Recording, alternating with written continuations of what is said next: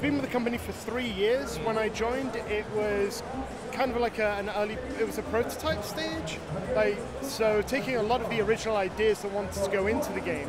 So how the weapon system would function, how the different craft would exist. Okay.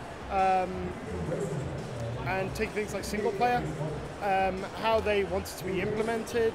So it's taking those grand ideas from our creative director, and transferring it into something that is programmable, buildable. Then once the framework is laid, producers and artists get to work, they realize it, they build it, they create it. Then it comes back to me, and with the controls that are now in place, I can tweak it until it winds up being fun, engaging, and fair. Okay. So you came in, the idea was effectively on a whiteboard already, so to speak. It was playable by the time I joined. So the impression I get from it straight away is it reminds me, it's almost like a modern day tribute to Wipeout. Yes. Classic Wipeout. Yep. Was that what you thought when you first saw it as well? That was the grand idea that I was given when I came in. We always knew we were big Wipeout fans, and we don't shy away from it. They did a brilliant job. Of course, it's a classic, It's brilliant, and it had a feel to it that was just unparalleled. It was an intense focus. It was driving music that really got you into the zone. It demanded a skill and encouraged you to develop it. Yeah. So it was trying to recreate that feeling in a more modern game that can bring with it modern elements like customization, personalization, more robust multiplayer, replays, all kinds of cool new features for what we remember feeling like. Yeah, because there's a difference between being what was predominantly a single player split screen mode to, okay, the world on gaming now lives online. Yep. We want to bring it to that. And I see it has online features. Yes. What are those in the sense? Is it just match up and you can up to 10 races by the look of it? Yes, up to 10 players in a single race, and you can fill out extra slots with AI if you wish. So you create a lobby, or you can have random players join if you wish. Yep. You can invite friends in if you really want to play with friends. You select a track, select all of our craft, and our customization options are available for online as well. Yep. You can play any one of our game modes online, so most of the single player game is available to play with friends as well. Yeah. And you can just kind of test yourself against them. It does have split screen, couch co-op? It doesn't. We do not have a split screen in at the moment. We are not committed at launch to have it. When we're developing, we have planted a flag in the ground at 60 FPS. Yep. For something this fast, we need to have that. And split screen, whilst it is a nice idea, it takes away from that. Oh, yeah. You go below 60, and at the speed we're going, you're going to be meters out when the next frame comes. Yeah. So it was releasing on those consoles as well. As you said, 60 FPS it's almost a requirement. And if you don't hit that target, and as you say, with those speeds, you're going to get criticised for it. Oh, absolutely. Yeah. It throws you out of the experience. Yeah. It's not smooth, it's unfun, it just feels bad. Yeah. So, yeah, as you say, we're releasing on Xbox and PS4 at 60 FPS. Even better, on PS4 Pro and Xbox One X, we will run native 4K 60 FPS at launch. Right, so that's to say a lot of important words there for the modern gamer, I think. Absolutely. So, alright, so tracks. I've seen, well, on the build there, 4 tracks. Overall, do you know how many you're going to have? There will be 14 tracks at launch. Yeah. And each of our tracks have what are called variants, if you saw in the menu. So each track has a night mode, it has a reverse mode, it has a mirrored mode, and those can all be mixed and matched as well. Oh, wicked. So if you put on night mode and reverse mode, you have night reverse mode. Okay. And so it provides a lot of new ways to master that environment and that track and unlock what that has to offer. Yeah, so it's almost instantly trebled the amount you had in the first place. Okay, and it's said about customization as well.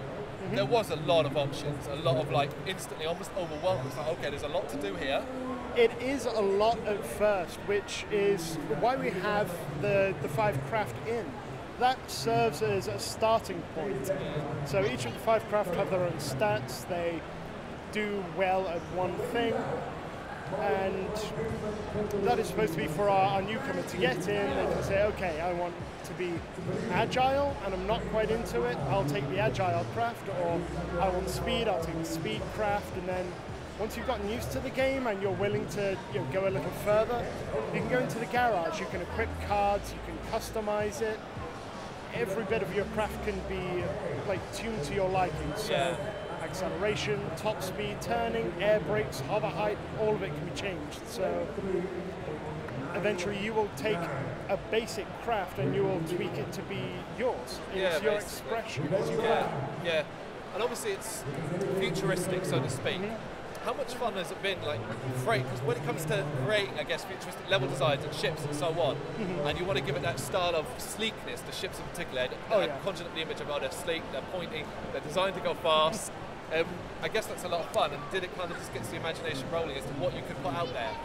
Oh, absolutely, it does. And it is very freeing when you try and imagine speed as being the central point, the theme, the focus.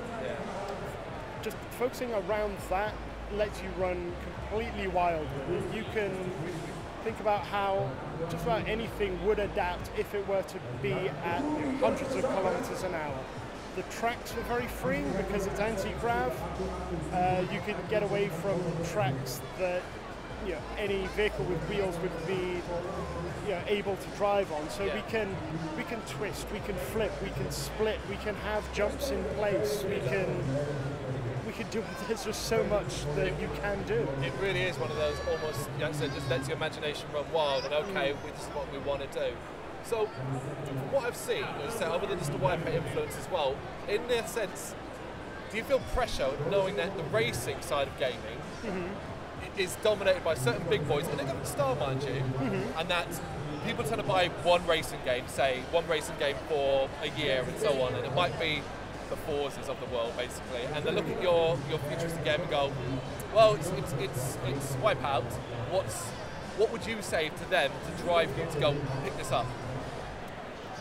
I would say that there is a lot more to it than being just Wipeout. A lot of people will look at it and say it is Wipeout and be kind of dismissive because they've played Wipeout already. And we are inspired by Wipeout. They did great work. But we've tried to use that inspiration as a springboard to lead into something new. So we put in things like more off-the-wall multiplayer modes. We put in, as we mentioned earlier, the full craft customization and how it flies and how it looks, even in how the weapons behave. We have a full replay mode in place, so every race you take part in, you can play back through from any camera angle.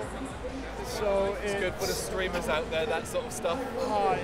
It's amazing for people who want to get better, for streamers, absolutely, and if you just want to show off. You've got this cool kill that you lined up, you can watch it through again, take a different camera, line up a photo, and you just share it really quickly and easily. At first I was a bit like, what am I doing, like in regards to, because they're two different buttons, defensive and offensive. But when the second race I did, I put it on Elite, which was quite a big jump up. Oh, that's a challenge. But it was chaotic. The amount of explosions and stuff like that, and I would say that really surprised me because that felt so different to the first race I did, where it just felt very, okay, cool, air brakes, and I love air brakes because they're so not done anymore. Thank you. But the second one was so much more chaotic, and I guess you were going for almost realism in, it looks more realistic, the explosions and the destruction of the ships.